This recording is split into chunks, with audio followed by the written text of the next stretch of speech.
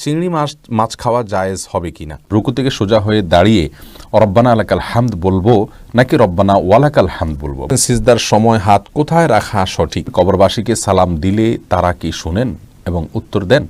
স্বামী মারা গেলে মেয়েদের সাদা শাড়ি পরা কি জায়েজ? তাসবিহ দানা দিয়ে তসবিহ করা কি বিদআত? একজন ইমানদার নারীর স্বামী যদি নামাজ না পড়েন এবং সঠিকভাবে ইসলামের বিধান না মানতে চায় তবে স্ত্রীর করণীয় কি এবং এই স্বামীর সংসার করা যাবে কি না?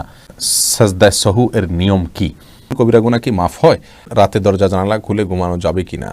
অতীতে অনেক বছরের না আদায় করা নামাজ ও রোজার ব্যাপারে করণীয় কোরআন আলোকে জানাবেন। জি, তাহলে চলে যাচ্ছি আমরা সরাসরি প্রশ্ন উত্তরে। আব্দুল কায়েস চৌধুরী জানতে চেয়েছেন কিভাবে পূর্বের গীবত, অন্যের হক নষ্ট করার শাস্তি থেকে রক্ষা করতে পারি। বেশি বেশি আমল করবেন, আল্লাহ তাআলার কাছে যত বেশি প্রিয়পাত্র হওয়ার চেষ্টা করবেন, যত বেশি তাকওয়ার চর্চা করবেন, যত বেশি গুনাহের মুক্ত থাকার চেষ্টা করবেন। অন্যের হকগুলো আল্লাহ সুবহানাহু ওয়া তাআলা আপনাকে কিয়ামতের দিন তার কাছ থেকে আপনার মাপ পাইয়ে দিবেন। আল্লাহ তাকে কন্ডিশন দিয়ে আপনার জন্য মাপ আদায় করে নেবে যদি আল্লাহকে আপনি সন্তুষ্ট করতে পারেন। বিধায় সেজন্য তওবা নাসুহা করে এখন আর নতুন করে সেই গুনাহ না করে ভালো কাজের দিকে মনোনিবেশ করুন। আর যাদের গীবত করেছেন তাদের জন্য আল্লাহর কাছে ক্ষমা প্রার্থনা করুন। মোহাম্মদ কাউসার জানতে চেয়েছেন সূরা কাহফের 10 নং আয়াত কখন পড়তে হবে দাজ্জালের ফিতনা থেকে বাঁচার জন্য? এটা সবসময় পড়বেন ভাই কাউসার, কারণ রাসূল করিম সাল্লাল্লাহু আলাইহি ওয়াসাল্লাম বলেছেন দাজ্জালের ফিতনা থেকে বাঁচার জন্য সূরা কাহফের 10 আয়াত যার জানা থাকবে, মুখস্থ থাকবে, ইয়াদ থাকবে, স্মরণ থাকবে, সেই ব্যক্তিকে আল্লাহ দাজ্জালের ফিতনা থেকে বাঁচাবেন। এজন্য দাজ্জালের ফিতনা থেকে বাঁচার জন্য সূরা কাহফের প্রথম 10টি আয়াত অন্তত মুখস্থ প্রত্যেক মুসলমানের থাকা উচিত, তার অর্থ বোঝা উচিত এবং সবসময় এটা পাঠ করা উচিত। শেষ মুহূর্তে যখন দাজ্জাল আসবে ওই সময়ে এটা যদি কারণ মুখস্থ থাকে সেটা কাজে লাগবে। অতএব কখন আসে আমরা তো কেউই চূড়ান্তভাবে বলতে পারি না, এই জন্য মুসলমানের উচিত এগুলো মুখস্থ রাখা।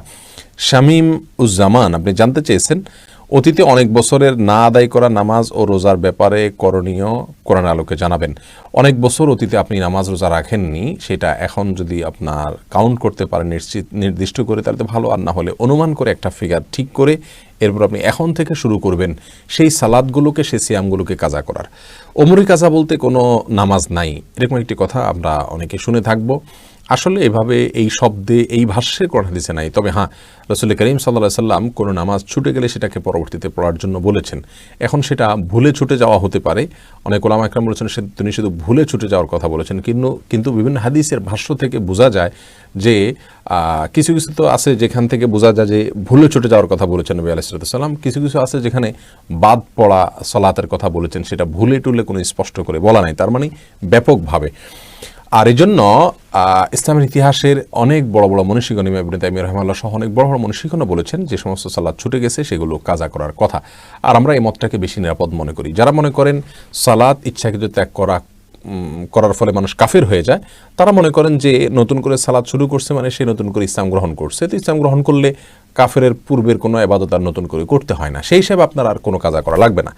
কিন্তু আমি মনে করি যে সালাত ইচ্ছাকৃত ত্যাগ করছে, কিন্তু সালাত পড়ার বাধ্যবাধকতা তিনি জানেন, আল্লাহর নির্দেশকে তিনি স্বীকার করেন, তার ভিতরে অপরাধ বোধ রয়েছে, এই মানসিকতা নিয়ে কেউ যদি সালাত ত্যাগ করেন তিনি কাফের নন। এই মতটি আমি বেশি শক্তিশালী মনে করি। তা হ্যাঁ, তবে কুফরি করেছেন, কুফরি করলে সব কুফরিতে মানুষ কাফের হয় না, যার কারণে এই ব্যক্তি যেহেতু কাফের নন, অতএব তার পূর্বের কৃত অপরাধসমূহের প্রায়শ্চিত্ত করা অর্থাৎ কাজা আদায় করা এটা তার জন্য কর্তব্য হবে। বিধায় আপনি এখন কথার কথা মোট 500 ওয়াক্ত করে প্রতিদিনের নামাজ আপনার 500 ওয়াক্ত করে, ফজর 500 ওয়াক্ত করে, জোহর আপনার কথার কথা গেছে, আপনি আনুমানিকভাবে ঠিক করবেন, যদি চূড়ান্তভাবে নাও করতে পারেন। এরপরে সেগুলোকে কাউন্ট করতে থাকবেন, পড়তে থাকবেন, আল্লাহ তাআলা ইনশাআল্লাহ রক্ষা করবেন। আর না হলে অধিক পরিমাণে নফল নামাজ পড়বেন, যেটা ফরজের ঘাটতি কিয়ামত দিন পূরণ করবে। যেটা আপনার সন্দেহ যদি থেকে যায় যে আমার পুরোপুরি সালাত শেষ হলো কিনা, তাহলে কিছু নফল বেশি পরিমাণে পড়বেন। আল্লাহ তাআলা তৌফিক দান করুন। এর বাইরে আরেকটি প্রশ্ন দেখতে পাচ্ছি আমি, তাওহিদুর রহমান জানতেছেন কুড়িয়ে পাওয়া জিনিসের বিধান কি? যদি গরিব হন, নিজে খুব মূল্যবান জিনিস হলে অপেক্ষা করবেন, মালিককে খোঁজার চেষ্টা করবেন, ঘোষণা দিবেন। কোনোভাবে যদি খুঁজে না পাওয়া যায় তাহলে সেক্ষেত্রে দীর্ঘদিন পর্যন্ত খুঁজছেন কিন্তু মালিক পাওয়া যাচ্ছে না, আর পাওয়ার আশাও নেই, তাহলে নিজে গরিব হলে নিজে ভোগ করতে পারবেন, আর হলে অন্য কোনো কাউ দিতে পারবেন। আর যদি সাধারণ কিছু হয় যেটা মানুষ খুঁজে বেড়ায় না, একটা মেসেজ, শলাকা, 1 টাকার কয়েন, এটা কেউ খুঁজতে যাবে না, এরকম হলে এটা নিজেই ভোগ করতে পারবে, এটা হাদিস থেকে সেটা বোঝা যায়। আর নিজে ভোগ করতে না চাইলে কোনো গরিব মানুষকে তার পক্ষ থেকে দান করে দিবে। যে কে তুলি আপনি প্রশ্ন করেছেন রাতে দরজা জানালা খুলে ঘুমানো যাবে কিনা? সরাসরি কোরআন হাদিসে নিষেধ আছে বলে আমার জানা নেই, তবে হ্যাঁ, দরজা বন্ধ করে ঘুমানো নিষেধ দরজা বন্ধ করতে বলা আছে। মঈন খান জানতে চেয়েছেন জাইতুনের তেল পায়ে দেওয়া যাবে কিনা। যাবে, কোনো অসুবিধা নেই, কোরআনে কোথাও নিষেধ করা হয়নি। উম্মে উর্মি জানতে চেয়েছেন বাচ্চারা অতিরিক্ত দুষ্টামি করলে তাকে কি কি দোয়া করতে হয়। আল্লাহর কাছে সূরায়ে ফুরকান আয়াত নম্বর ৭৪ শেষ অংশ দোয়া করবে বেশি বেশি করে, আল্লাহ তাআলা তাকে যেন ভালো করেন, মুত্তাকিদের ইমাম বানান, সেই সাথে সাধারণভাবে দোয়া করবেন ইনশাআল্লাহ। আলামিন সোহেল আপনি জানতে চেয়েছেন শ্বশুর শাশুড়িকে মা বাবা বলা যাবে কি না। যাবে, রূপক অর্থে মা বাবা বলা যায়, প্রকৃত অর্থে বলা যাবে না। অর্থাৎ আপনার কাগজপত্রে, সার্টিফিকেটে, পাসপোর্টে, আইডেন্টিতে, বিভিন্ন জায়গাতে বাবার ঘরের জায়গায় যদি শ্বশুরের নাম, মায়ের ঘরের নাম জায়গায় মায়ের আপনার শাশুড়ির নাম লেখেন, তাহলে সেটি গুনাহের কারণ হবে। এরকম যদি না হয় তাহলে সেক্ষেত্রে নিছক বাবা বলতে সম্মানের দিক থেকে বাবার মতো, মা বলতে সম্মানের দিক থেকে মায়ের মতোই বলা যেতে পারে। রাসূল আকরাম সাল্লাল্লাহু আলাইহি ওয়াসাল্লাম তার নিজের সম্পর্কে বলেছেন যে তোমাদের জন্য আমি বিমানজালাতিল ওয়ালিদ, বাবার মতো। তাহলে বোঝা গেল যে রূপক অর্থে আপনার বাবা বলা যেতে পারে, কোনো অসুবিধা নেই। মোস্তফা কামাল আপনি জানতে চেয়েছেন ইমাম সৌসেজদা দিতে ভুলে গিয়ে নামাজ শেষ করলে মুক্তাদি কি আবার নামাজ আদায় করবে। মুক্তাদিতে ইমাম সাহেবকে স্মরণ করিয়ে দিবেন, লোকমা দিবেন, তাকবীর দিবেন, এই সুবহানাল্লাহ বলবেন। তাতে ইমাম সাহেব যদি মনে উঠে সেজদা সৌ দেন সালাম ফেরানোর পরেও পশ্চিম কিবলার দিকে ফেরা অবস্থায়, তাহলে তো আলহামদুলিল্লাহ সবাই সালাত হয়ে গেল। আর যদি ইমাম সাহেব আপনাদের চলেই গেছেন, পরবর্তীতে জানা গেল যে ইমাম সাহেব একটি ওয়াজিব তরক করেছেন, তাহলে সেক্ষেত্রে মুক্তাদি নিজের ওই সালাতকে আবার দোহরাইতে হবে। মীর মোহাম্মদ আবু জাহেদ আপনি জানতে চেয়েছেন জন্ম নিয়ন্ত্রণ জায়েজ আছে কিনা, সঠিক নিয়ম বললে উপকৃত হব। জন্ম নিয়ন্ত্রণ করা ইসলামের শরীয়ত দৃষ্টিকোণ থেকে জায়েজ রয়েছে দুটি শর্ত সাপেক্ষে।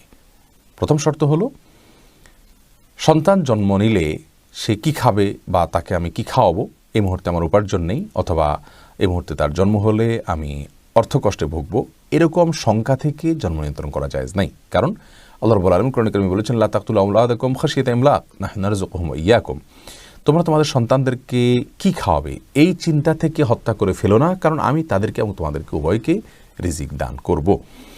অতএব রিজিকের ভয়ে জন্ম নিয়ন্ত্রণ করা জায়েজ নাই। যদি কেউ এই চিন্তা থেকে জন্ম নিয়ন্ত্রণ করে যে আমার স্ত্রীর স্বাস্থ্যগত দিক থেকে তিনি এখন সন্তান জন্ম দেওয়ার জন্য ফিট নন, অথবা ডক্টর নিষেধ করেছেন যে এত বছর পর্যন্ত তার সন্তান ধারণ করা উচিত হবে না, অথবা এমন কোনো জায়গায় আছেন যেখানে আসলে এই মুহূর্তে আরেকটি সন্তান হলে সেটাকে লালন পালন করা কঠিন হবে, বা একটা ছোট সন্তান আছে মায়ের দুধ খাচ্ছেন, আরেকটা সন্তান আসলে মায়ের জন্য লালন পালন করাটা টাফ হয়ে যাবে, সেরকম লোকজন নাই, অর্থাৎ পারিপার্শ্বিক কারণে যদি জন্ম নিয়ন্ত্রণ করা হয় সেটা জায়েজ রয়েছে। দ্বিতীয় শর্ত হলো যে যদি স্থায়ীভাবে না করা হয়, অস্থায়ীভাবে করা হয়, সে অস্থায়ীটা 2 বছর, 4 বছর, 6 বছর, 10 বছর পর্যন্ত হতে পারে, সমস্যা নেই। যে অস্থায়ীভাবে জন্ম নিয়ন্ত্রণ যদি করা হয় এবং রিজিকের ভয় ছাড়া অন্য কোনো কারণে জন্ম নিয়ন্ত্রণ করা হয়, তাহলে সেটি জায়েজ রয়েছে। রোকসানা পারভিন আপনি জানতে চেয়েছেন আমার কোমরের সমস্যা, সেক্ষেত্রে কি চেয়ারে বসে সালাত আদায় করলে গুনাহ হবে। কোমরে যদি সমস্যাটা এই পর্যায়ের হয় বোন যে আপনি রুকু সিজদা করতে পারেন না, আপনার অসহনীয় ব্যথা হয়, যন্ত্রণা হয়, আপনি কাতরাতে থাকেন, অথবা ডক্টর আপনাকে বলেছেন যে ডক্টর আপনার সালাতের গুরুত্বও বোঝেন, আবার আপনার শরীরের সমস্যার কথাও জানেন, তিনি যদি বলেন যে না আপনি নর্মালি রুকু সিজদা করে কোমর ভেঙে রুকু সিজদা করতে গেলে আপনার জন্য বড় ধরনের সমস্যা হবে, স্থায়ী রোগ হবে, অথবা আপনার কোনো অঙ্গ হানি হতে পারে বা অঙ্গের সমস্যা হতে পারে বড় কোনো, তাহলে সেক্ষেত্রে আপনি চেয়ারে বসে ইশারায় রুকু সিজদা করতে পারবেন। সুজন মাহমুদ জানতে চেয়েছেন সিজদার সময় হাত কোথায় রাখা সঠিক। সিজদার সময় আপনি হাতকে উরু থেকে আপনার থেকে আপনার পায়ের যে গিরাটা সেখান থেকে আপনি অন্তত এক হাত বা তারও একটু বেশি নেবেন, যাতে করে স্বাভাবিকভাবে আপনি হাত রাখতে পারেন এবং আপনার পেটের নিচ দিয়ে একটা ছোটো বাচ্চা আসা যাওয়া করার মতো, অর্থাৎ ছাগলের বাচ্চা টাচ্ছা অথবা এই জাতীয় কোনো ছোটো বাচ্চা টাচ্ছা আসা যাওয়ার মতো জায়গা থাকে এরকম দূরে রাখবেন, একদম কাছেও থাকবেন না জড়সড়ভাবে, আবার অতি দূরেও যাবেন না, আর 2 হাতের মাঝামাঝি আপনি মাথা রাখবেন। এরপরে শন ইবনে ইসলাম জানতে চেয়েছেন চুল কাটার বিধান কি, চারিদিকে সমান করে কাটা কি সুন্নাহ আদায় হবে। চারিদিকে সমান করে কাটলে এটা জায়েজ হবে, তবে লম্বা করে রাখা হলো সুন্নাহ, আর এবড়ো থেবড়ো করে কোথাও বড় কোথাও ছোট করে রাখা গুনাহের কাজ, হাদিসে স্পষ্ট নিষেধ আছে। তানিম সুলতানা জানতেছেন মহিলার পিরিয়ড অবস্থায় নবীর জন্য দুরূদ পড়তে পারে কিনা, পারবে। যে শিমুল জানতে চেয়েছেন জামা পড়া অবস্থায় পুরুষেরা কি নাভির নিচে প্যান্ট পরতে পারবে কিনা। নাভির নিচে প্যান্ট পরতে পারবে যদি উপরে জামা থাকে, কোনো অসুবিধা নেই। টিপু সুলতান জানতে চেয়েছেন কবিরা গুনাহ কি মাফ হয়। হ্যাঁ, আল্লাহ তাআলার কাছে তওবা করলে, ক্ষমা চাইলে অবশ্যই আপনি ফিরে আসলে এবং লজ্জিত হলে আর কখনো করবেন না বলে প্রতিজ্ঞা করলে ইনশাআল্লাহ তাআলা মাফ করবেন। এরপরে প্রশ্ন করেছেন ফারজানা হুসাইন সাজদায়ে সাহু এর নিয়ম কি। বোন ফারজানা, সিজদা সাহু নিয়ে বিস্তারিত আলোচনা রয়েছে। সিজদা সাহুর ক্ষেত্রে আমাদের দেশে ওলামা একরাম যেভাবে সিজদা সাহুর কথা বলে থাকেন, অর্থাৎ হানাফি মাযহাবের ওলামা একরাম যেই দৃষ্টিভঙ্গিতে সিজদা সাহুর ক্ষেত্রে যে দৃষ্টিভঙ্গি রাখেন সেটা হলো যে আমাদের যদি কোনো ওয়াজিব তরক হয় অথবা সিজদা সাহু দেওয়ার মতো কোনো বিষয় হয়, তাহলে সেক্ষেত্রে আমরা একদিকে সালাম ফিরিয়ে তারপরে আমরা দুইটা সিজদা করে উঠে আবার আত্তাহিয়াতু দুরূদ পড়ে তারপর আমরা সালাম ফেরাবো। আর এর বাইরে এরাবেন স্কলাররা আরও একটি পদ্ধতির কথা বলেন, আর সেটি হলো যে সরাসরি সিজদায় গিয়ে উঠে তারপর আমরা দুই দিক সালাম ফেরাবো, দ্বিতীয়বার আত্তাহিয়াতু আর পড়বো না। এবং বিশেষ কিছু ভুলের ক্ষেত্রে প্রথম প্রকার, আর দ্বিতীয় প্রকার অন্য ভুলের ক্ষেত্রে বলার কথা অনেক ওলামা ইকরাম বলে থাকেন। বিস্তারিত আলোচনা করার সুযোগ নাই, আমরা ইনশাআল্লাহ ভিন্ন কোনো ক্লিপে নিয়ে কথা বলবো। এমনি শরীফুদ্দিন জানতে চেয়েছেন, যতবার কালিমা পড়া হয় ততবার কি ঈমান নবায়ন হয়? ভাই শরীফুদ্দিন, আসলে কালিমা পড়ার সাথে ঈমান নবায়নের সম্পর্ক নাই। ঈমান নবায়ন হলো আপনি আপনার ভেতর থেকে আল্লাহ সুবহানাহু ওয়া তাআলার প্রতি আস্থা, ভালোবাসা, আল্লাহ সুবহানাহু ওয়া তাআলার প্রতি ভরসা, আপনি ভেতর থেকে আল্লাহ সুবহানাহু ওয়া তাআলার তাওহীদ বা একত্ববাদের বিষয়ে আপনি স্বীকারোক্তি দিচ্ছেন কিনা, সেই মানসিকতা নিয়ে যদি আপনি কালিমা পড়েন তাহলে অবশ্যই সেটা ঈমানের নবায়ন হবে ইনশাআল্লাহ বিইذনিল্লাহ।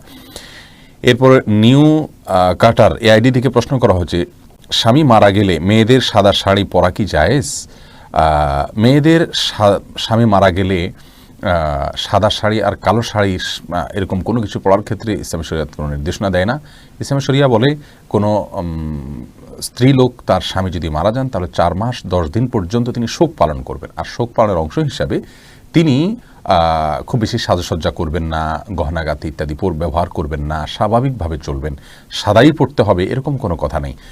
সচরাচর তিনি বেড়াতে গেলে বা কোনো অনুষ্ঠানে গেলে, কোনো মেহমান অতিথি আসলে তখন যে পোশাকগুলো পরেন এরকম কোনো পোশাক পরবেন না, বাস এটাই হলো সবচাইতে গুরুত্বপূর্ণ বিষয়। কিন্তু এর বাইরে তাকে বিশেষ কোনো কালারের কাপড় পরতে হবে, সাদা পরতে হবে এমন কোনো বাধ্যবাধকতা ইসলামী শরীয়তে নাই। এরপরে প্রশ্ন করেছেন মঞ্জুরা পারভিন, আপনি প্রশ্ন করেছেন রুকু থেকে সোজা হয়ে দাঁড়িয়ে রব্বানা আলাকাল হামদ বলবো নাকি রব্বানা ওয়ালাকাল হামদ বলবো? দুইটাই বিশুদ্ধ হাদিস দ্বারা প্রমাণিত, বরং কোনো কোনো বর্ণায় আল্লাহুম্মা রব্বানা আলাকাল হামদ, আল্লাহুম্মা রব্বানা ওয়ালাকাল হামদ এরকমও আছে, যার কারণে আপনি যে কোনোটা পড়েন তাতে আপনার সালাত আদায় হয়ে যাবে, সুন্নাহ আদায় হয়ে যাবে, যেহেতু সবগুলোই হাদিস দ্বারা প্রমাণিত। আর কাসরাতুল মাবানি তাদুল্লু আলা কাসরাতুল মাআনি, এই মূলনীতির আলোকে আপনি রব্বানা ওয়ালাকাল হামদ যদি পড়েন অথবা আল্লাহুম্মা রব্বানা ওয়ালাকাল হামদ যদি পড়েন তাহলে সেটা বেশি ভালো। তানজিনা তাহমিন নিপু, আপনি জানতে চেয়েছেন একজন ইমানদার নারীর স্বামী যদি নামাজ না পড়েন এবং সঠিকভাবে ইসলামের বিধান না মানতে চায় তবে স্ত্রীর করণীয় কি এবং এর স্বামীর সংসার করা যাবে কি না? বোন তানজিনা তাহমিন, আপনাকে বলবো ইমানদার নারীর স্বামী যদি নামাজ না পড়েন তাহলে তিনি তাকে বোঝাবেন, ভালোবাসা দিয়ে অন্য যে কোনোভাবে তাকে বুঝিয়ে সালাতের পথে আনার চেষ্টা করবেন। যদি কোনোভাবে সেটা করতে না পারেন অন্যকে দিয়ে বোঝাবেন, তিনি যদি এটা করে না সফল না হন অন্যকে দিয়ে বোঝাবেন। একজন স্ত্রী চাইলে স্বামীর কাছ থেকে অনেক কিছু আদায় করতে পারেন, এটাই হলো স্বাভাবিকতা। যদি কখনো এর ব্যতিক্রম হয়, ভিন্ন কিছু হয়, অর্থাৎ স্ত্রী তার স্বামীকে কোনোভাবে ম্যানেজ করতে না পারেন, তার স্বামীকে যদি বোঝাতে না পারেন, তাহলে সেক্ষেত্রে আপনার বিকল্প হবে তার জন্য আল্লাহ সুবহানাহু ওয়া তাআলার কাছে সবর করা, ধৈর্য ধারণ করা। কারণ হলো তার সংশোধনের করে তাকে সংশোধন করে ফেলা এটা স্ত্রীর ক্ষমতার বাইরে। আল্লাহ সুবহানাহু ওয়া তাআলার কাছে হেদায়েত, তিনি হেদায়েতের মালিক। এই স্বামী সংসার করতে পারবেন কিনা আমি আপনাকে বলবো অবশ্যই সংসার করবেন, যদি তিনি ইমানদার হয়ে থাকেন, যদি সালাতের আবশ্যকতাকে তিনি স্বীকার করেন, তিনি যদি সালাতকে তিনি তাচ্ছিল্য না করেন, সালাতকে অস্বীকার না করেন, তাহলে সেক্ষেত্রে তার সংসার আপনি করতে পারবেন, কারণ তাকে আমরা কাফের মনে করি না। যদিও অনেক ওলামা ইকরাম সালাত ত্যাগকারীকে মানে গণহারে বা পাইকারিভাবে কাফের বলে থাকেন, তাদের মতে আপনার জন্য স্বামীর সংসার করা ঠিক হবে না। এরপরে মাহমুদুল হক ভূঁইয়া, আপনি জানতে চেয়েছেন কবরবাসীকে সালাম দিলে তারা কি শুনেন এবং উত্তর দেন? মাহমুদুল হক ভূঁইয়া, আপনার প্রশ্ন উত্তরে বলবো কবরবাসীকে সালাম দিবেন আপনি, তবে কবরবাসীরা আমাদের কথা শুনতে পান কি না এ বিষয় নিয়ে ওলামাদের মতপার্থক্য রয়েছে। অনেক ওলামা বলেন যে শুনতে পান না, তাদের দলিল হলো আল্লাহ সুবহানাহু ওয়া তাআলা কোরআন কারীমে বলেছেন ওমা আনতা বিমুসমিআইন মান ফিল কুবুর, যারা কবরবাসী তাদেরকে আপনি শোনাতে পারবেন না, অর্থাৎ তাদেরকে শোনানোর ক্ষমতা আপনার নাই। আর যারা বলেন যে না ওনারা শুনতে পান, তাদেরও অনেকগুলো দলিল, অনেকগুলো কোরআন হাদিসের সূত্র রয়েছে। মাইনুদ্দিন প্রশ্ন করেছেন রুকু থেকে সোজা হয়ে কতখানি সময় দেরিতে দাঁড়িয়ে থাকতে হয়, দয়া করে জানাবেন। দেখুন, রুকু থেকে সোজা হয়ে আমরা কমপক্ষে একবার তাসবিহ পড়া পরিমাণ সুবহানাল্লাহ বলা সমপরিমাণ আমাদেরকে দাঁড়াতে হবে। স্বাভাবিকভাবে সুবহানাল্লাহ বলতে যত সময় লাগে, দাঁড়িয়ে সোজা হয়ে কমপক্ষে এতটুকু সময় দাঁড়াতে হবে। আমরা অনেকে মনে করি দাঁড়িয়েই চলে যেতে পারবো না, আমি সোজা হয়ে দাঁড়ানোর পরে অন্তত অপেক্ষা করতে হবে সুবহানাল্লাহ বলতে যে পরিমাণ সময় লাগে কমপক্ষে এতটুকু, এরপরে আপনি সেজদা যাবেন। এরপরে প্রশ্ন দেখতে পাচ্ছি রেজাউল করিম, আপনি প্রশ্ন করেছেন ইমাম যখন নামাজ শুরু করে দেয় তখন মুক্তাদির কি এ অবস্থায় সানা আউযুবিল্লাহ বিসমিল্লাহ পড়তে হয় কিনা? ভাই রেজাউল করিম, ইমাম যখন সালাত শুরু করে দিবেন তখন আপনাকে আউযুবিল্লাহ বিসমিল্লাহ আপনি পড়বেন না, বরং ইমামের কেরাত আপনি শুনবেন যদি ইমাম তেলাওয়াত শুরু করে দেন তাহলে সেক্ষেত্রে। আর ইমাম যদি কেরাত শুরু না করেন, মাত্র ইমামের সাথে আপনি যোগ দিয়েছেন, তাহলে সেক্ষেত্রে আপনি সুবহানাকাল্লাহ বা দোয়া ইস্তেফতা যেগুলো আছে সেগুলো পড়বেন, সালাত শুরুর দোয়া সানা পড়বেন, কিন্তু আউযুবিল্লাহ বিসমিল্লাহ পড়বেন কিনা অনেক বলেছেন পড়বেন না, কারণ আপনার আউযুবিল্লাহ বিসমিল্লাহ এটা মূলত সূরা তেলাওয়াতের অংশ হিসাবে পড়তে হয়। যদি জাহরি সালাত হয়, ইমাম যেহেতু পড়ছেন অতএব আপনি শুনবেন। আর যদি একাকী সালাত হয় তাহলে সেক্ষেত্রে আপনি সূরা ফাতিহা পড়ার শুরুতে আপনার পড়ার প্রয়োজনে আপনি অবশ্যই সূরা ফাতিহার আগে আউযুবিল্লাহ বিসমিল্লাহ পড়বেন। মোহাম্মদ জাহিদুর রহমান, আপনি জানতে চেয়েছেন বেতরের সালাতের কাজার নিয়ম কি? বেতরের সালাত আপনি কাজা করবেন, কাজা করাটা বিধিবদ্ধ। রাতের ভেতরে যদি পড়তে না পারেন তাহলে দিনে পড়বেন, এবং দিনে পড়ার ক্ষেত্রে অনেক উলামা ইকরাম বলে থাকেন আপনি জোড় সংখ্যক পড়বেন, কারণ দিনের কোনো বেজোড় সালাত নাই, দিনের রাত সালাত হলো জোড় সংখ্যক, সেজন্য অনেকে বলেন যে দিনে যদি কাজা করেন তাহলে জোড় সংখ্যক সালাত পড়বেন। আর আমাদের উলামা ইকরাম বলেন যে না, স্বাভাবিকভাবে আপনি 3 রাকাত অথবা বেজোড় সংখ্যকই পড়বেন, রাতে যেভাবে পড়তেন সেভাবে। মোহাম্মদ আখতার নীরা, আপনি জানতে চেয়েছেন নির্দিষ্ট কাউকে বিয়ের উদ্দেশ্যে কি আল্লাহর কাছে চাওয়া যাবে? বোন মাহমুদা আখতার নীরা, নির্দিষ্ট কাউকে বিয়ে করা এটা আল্লাহর কাছে চাওয়া যেতেই পারে, আল্লাহ আমার অমুককে ভালো লাগে আপনি তাকে আমার সঙ্গে বিয়ে দিন। তবে এই বিয়ের আগে অন্য কাউকে পছন্দ করে নির্দিষ্ট করে তাকে চাওয়া, এটা কোনো অর্থবহ চাওয়া নয়, এই দোয়াটা কোনো শুদ্ধ দোয়া নয়, নিষিদ্ধ নয় এতটুকু বলবো, কিন্তু খুব বেশি প্রশংসনীয় দোয়া নয়, ভালো দোয়া নয়। তার কারণ হলো আপনি যাকে চাচ্ছেন আপনি নির্দিষ্ট যদি করে নেন যে তাকে নিয়ে আপনি ঘর করবেন, তাহলে সেক্ষেত্রে তার ভালো হওয়া মন্দ হওয়ার দায়িত্ব কিন্তু আপনার উপরে। আর যদি আপনি বিষয়টিকে আল্লাহর উপরে ন্যস্ত করে দেন যে আল্লাহ আপনি আমার জন্য ভালো জীবন সঙ্গী দেন, আমার জন্য এমন একজন সঙ্গী দেন যার মাধ্যমে আমার সুখ শান্তি হবে, আমার দিন ভালো যাবে, তাহলে সেক্ষেত্রে বিষয়টি আল্লাহর উপর আপনি ন্যস্ত করলেন, সেটা হবে সবচেয়ে উত্তম এবং ভালো। ওটাই হলো সুন্নাহসম্মত দোয়ার স্টাইল। এরপরে আসুন, মোহাম্মদ আশরাফুল খান প্রশ্ন করেছেন ইমাম শেষ বৈঠকে থাকার সময় যদি কোনো মুসল্লির ওযু ভেঙে যায় এর বিধান কি? ভাই মোহাম্মদ আশরাফুল খান, ইমাম শেষ বৈঠকে থাকার সময় যদি আপনার ওযু ভেঙে যায়, এখন যদি ইমাম সালাম ফেরাননি, তাহলে সেক্ষেত্রে আপনি ওই অবস্থায় সালাত ছেড়ে চলে যাবেন, যে আপনি ওযু করবেন, ওযু করে ফিরে এসে বসে দুরুদ বা আত্তাহিয়াতু পড়ার যদি কোনো অংশ বাকি থেকে থাকে আপনার, তাহলে সেটা পরিপূর্ণ করে এরপর সালাম ফিরাবেন একাকী। ততক্ষণ ইমাম তো সালাম ফিরিয়ে ফেলবেন, আপনি বসে একাকী সালাম ফিরিয়ে ফেলবেন, তাতে আপনার সালাত হয়ে যাবে ইনশাআল্লাহ বিইذনিল্লাহ। এরপরে জান্নাত জাহান, আপনি জানতে চেয়েছেন নামাজ শেষ করে শুয়ে শুয়ে সূরা মুলক বা সকাল সন্ধ্যার দোয়া বা জিকির করা যাবে কিনা? করা যাবে বোন।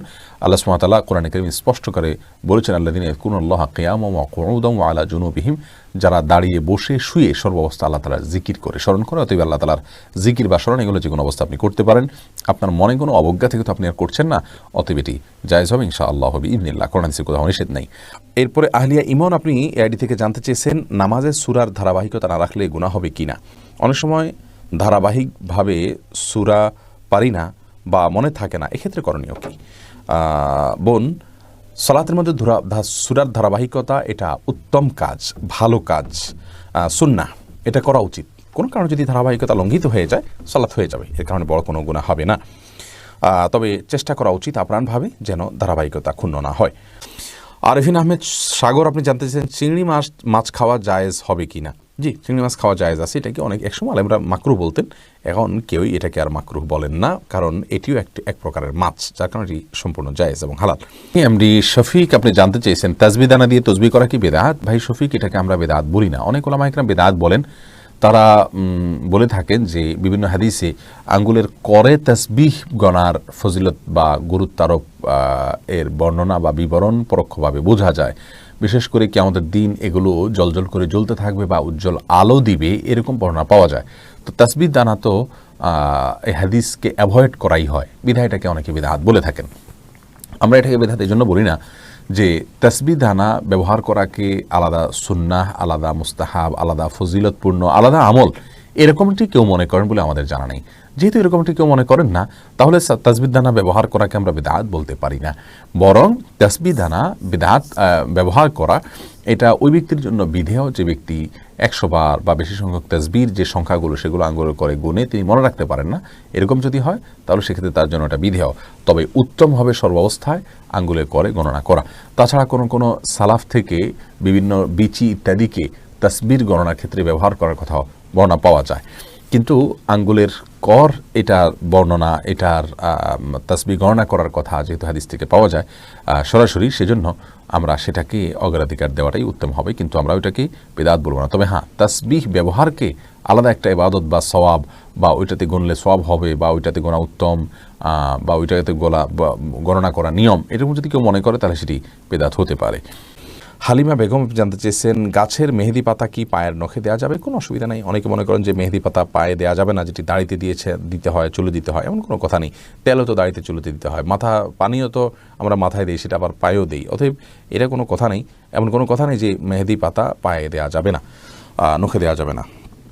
মাহমুদ হাসান জানতে চেয়েছেন নবজাতক বাচ্চার মাথার চুল ফেরানোর ব্যাপারে ফতোয়া কি? হ্যাঁ ভাই মাহমুদ হাসান, বিভিন্ন হাদিস দ্বারা প্রমাণ হয় নবজাতক বাচ্চার মাথার চুল এটা ফেলানো সুন্নাহ। যদি তার স্বাস্থ্যগত কোনো সমস্যা না থাকে তাহলে এটা ফেলবেন, কোনো জরুরি কোনো কিছু না, ফেললে ভালো হয়। এবং ফেলার পরে ওই চুল পরিমাণ স্বর্ণ অথবা রূপা আল্লাহর রাহে দান করবেন।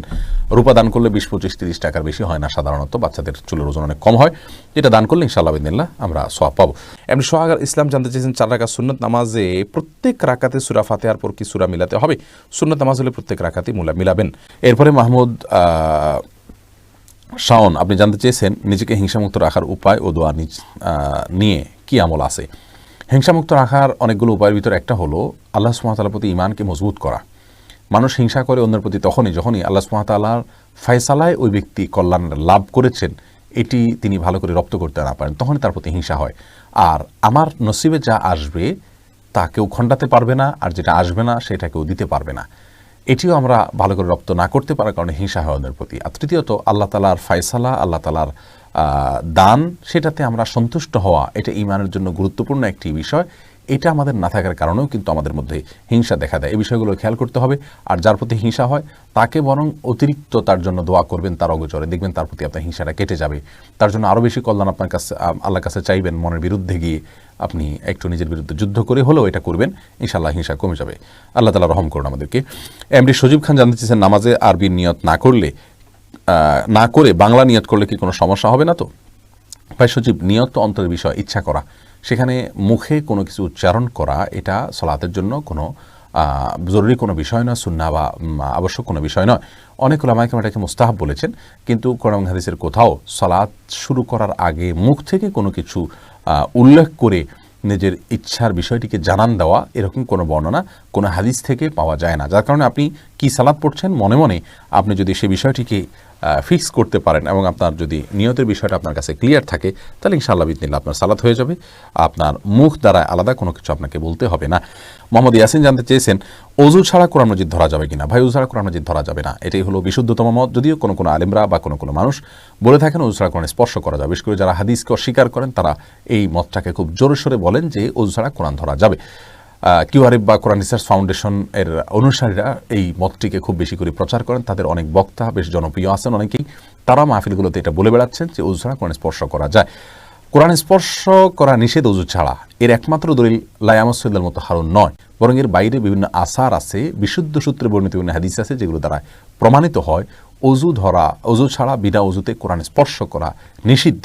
অতএব শুধুমাত্র কোরআন নয় বরং হাদিস ও ইসলামী শরিয়ার দলিল, সেই ভিত্তিতে আমরা বলবো ওযু ছাড়া কোরআন স্পর্শ করা যায় না। এই মতটি শক্তিশালী এবং গ্রহণযোগ্য, এটাই সংখ্যাগরিষ্ঠ ওলামাদের মত। এরপর সিম্পল ছেলে হৃদয় আইডি থেকে আপনি জানতে চাইছেন, পুরুষ কি বিয়েতে হাতে মেহেদি এবং গায়ে হলুদ দিতে পারবে? এটি মেয়েদের জন্য, পুরুষের এটা না করাই উচিত এবং উত্তম। নাভির নিচে লোম ক্রিমার ব্যবহার করে দূর করা যাবে কি না? জি, যাবে, কোনো অসুবিধা নেই। ক্রিমার ইউজ করে নাভির নিচের লোম ইত্যাদি রিমুভ করা যাবে।